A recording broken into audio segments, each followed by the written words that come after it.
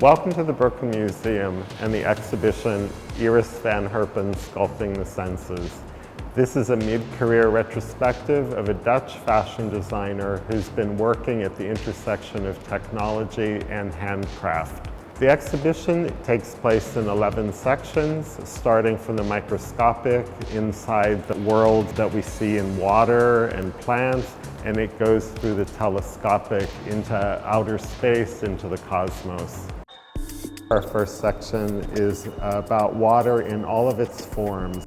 If you saw Eileen Gu at the recent Met Gala, you would have seen her dressed in one of Iris van Herpen's most signature designs, the bubble dress. That's a new version of an idea that began in 2016 with the Seijaku Dress, which we have in the exhibition. And it's made from both hollow glass spheres and solid glass spheres. But it was Iris's first evocation of this idea, and it came to weigh 95 pounds. But today's version that Eileen's wearing is much lighter and even includes motorized helium-filled bubbles coming out of it. And now we'll go to the second section, Sensory Sea Life, this way.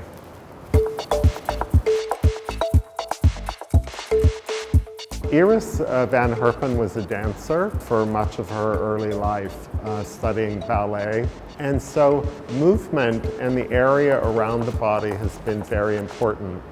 She often has thought about things such as collaborating with swimmers to create designs to be worn in water. And this particular collection, Sensory Sea Life, evokes a lot of the forms and colors that one might see inside of an oceanic sea environment. This particular work is printed on a glass organza fabric, sometimes called air organza. It's made from filaments that are 1/5 the width of a human hair. And so it has a very light, airy quality to it. But to create this very structural form, Iris has printed each layer of this particular dress individually, and then it's edged in PETG, which is a type of clear plexiglass that's bonded onto the individual layers of this organic fabric. So when the dancer or model is moving in it, it really seems to give the effect of floating through space. In this section, we're in forces behind the forms, and we're thinking about things like coral, which we see in the ocean, and they look that they're static, but they're actually living organisms. Honeycombs that are created by bees, termite mounds you might see in an African savanna, and also things like birds' nests. We think, for example, about bowerbirds. They create U-shaped nests, and they put little blueberries in it in order to attract mates. So these structures are also very inspiring for Iris. For these particular dresses, they collaborated with an organization known as Parley for the Oceans. It's the organization that identified the huge island of plastic floating in the Pacific Ocean. They've spent a lot of time cleaning that up, and all of the plastic they gathered was then repurposed. In this particular case, it created threads that were woven into fabrics that Iris used for these particular designs. In this section, the Alchemical Atelier, we look at Iris van Herpen's working process. Behind me, we see a video installation created for the Brooklyn Museum's Rotunda space, in which we see small movements that take place in the atelier, but they're amplified in order to show the process in which the garments are made. It's non-edited, it's in real time, in order for people to understand the slowness that's involved and the many hours that are needed and required to create these types of gowns and dresses. Lining the walls of this gallery are many textile experiments. Some are 2D, some are 3D, many in collaboration with Philip Beasley, who is a part of Living Architecture Systems in Toronto. Together, they've produced many different materials that you'll see in Iris's work, So as you go through these various boards on the walls, you might take note of a particular pattern or design, which you'll then see realized in a gown or dress later in the exhibition. In this section, we're looking at the concept of synesthesia. If you've ever tightened your eyelids very tight and saw colors, those are called phosphenes. But synesthesia takes that to another level, which is that it's having a stimulus, having a reaction. So for example, if you listen to music and see colors, so Iris is very much interested in these synesthetic effects. I was very interested when I read Iris talk about her dadded dust kimono dress, which we have in this shot, because she was interested in the idea that she wanted to make a dress that could be out of focus. Oftentimes in fashion we talk about silhouettes, and for Iris she was interested in making a dress that had an undefinable shape, or a shape that continually mutated. We're showing that dress in the exhibition with a work from the permanent collection by Tony Costa, Visual Dynamic from 1968, which is an op art artwork. So when you're standing in front of it and you move, the artwork keeps changing. So it felt very much in dialogue with Iris van Herpen's dadded dust kimono dress. We're now in the section Skeletal Embodiment. Iris van Herpen is both interested in the skeleton within our own human bodies, as well as skeletons in other forms. On the wall of this gallery, for example, you'll see a skeleton from an ichthyosaurus, which is a 180-million-year-old fossil set in shale. We have a baby dinosaur skeleton in the room. They're all resonating with Iris's designs, on which you might find, for example, bird skeletons. Behind me is a 3D printed garment. We're looking at the crystallization top, her first one, and considered by many to be the first one in Haute Couture. And it was printed over the course of 8 days, 24 hours a day. And the final form evokes both traditional ruffs that you might see in Dutch painting, as well as vertebrae. Next, we're going to go in a section titled The Mythology of Fear. In this section, we're looking at various structures that we find in nature that sometimes people find a little bit scary.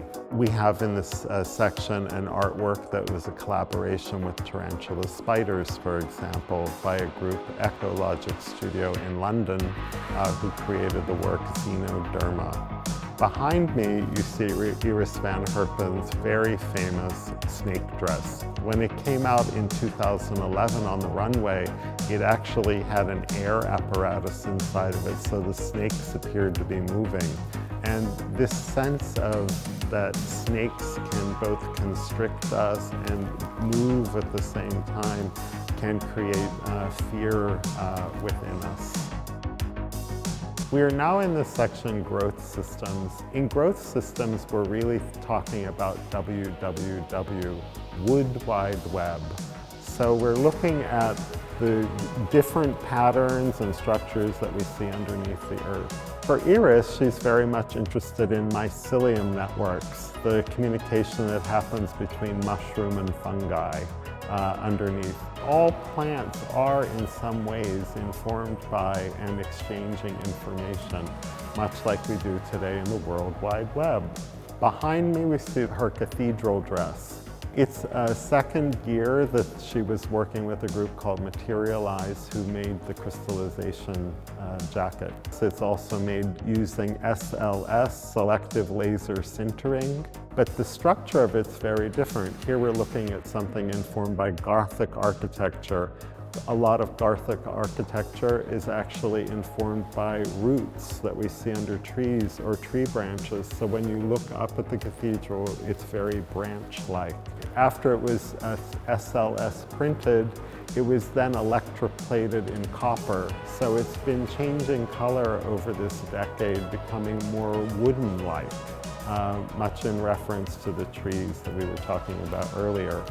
Next to it is a work from our permanent collection, which is a mid-19th century Gothic revival corner chair. We're now in the section titled Cosmic Bloom. And when I first began working on this section with Iris, she said, "Do you think we could make the mannequins float and collaborate with NASA?" We didn't collaborate with NASA, but perhaps in the future, but we did want to give the sense of floating, that the designs were not fixed by gravity. And so a lot of the mannequins in this particular section are sideways or upside down.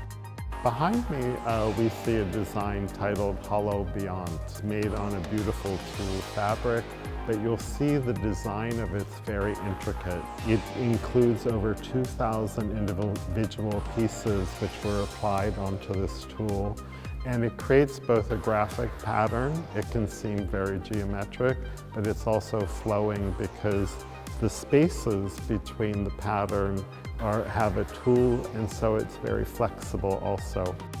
Next to it, we have it juxtaposed with a work by Chen Kwan-young, a South Korean artist, who when he was a child had a great uncle who had a traditional medicine store. And so he said as a child, when he was just a few feet tall, would look up at the ceiling, he would see all these bundles of materials inside traditional mulberry paper. So Kwan-young adapted that idea when he started making artwork, and his particular pieces, he likes to think of them as moonscapes. And the last section of the exhibition is titled New Nature. You might remember, for example, during the Pierre Cardin exhibition, we looked at visions for the future, and his visions were in the 1960s. Today we're in the 2020s, and these are IrisvanHerpen's visions of what she thinks people will be dressing like in the future. To the left of me is a work from her collection Voltage. We began the exhibition talking about the bubble dress. That was an evocation of all of the air inside of our bodies. This particular work is looking at the electricity inside of our bodies. In the exhibition, we have works by the neurologist Santiago Ramon y Cajal. In the early 19th century, he was the first one to draw neuroanatomy inside of us. So Iris is interested in the air, the skeletons, and the electricity. So for her Voltage collection, she actually had the model performing the Tesla coil in front of the audience, electricity coming out of the fingers. And she's interested in that kind of chaos that electricity creates. So these dresses are evocations of that radiating electricity coming out of us. I hope you've enjoyed our short tour today of IrisvanHerpen Sculpting the Senses, and we look forward to seeing you in the galleries.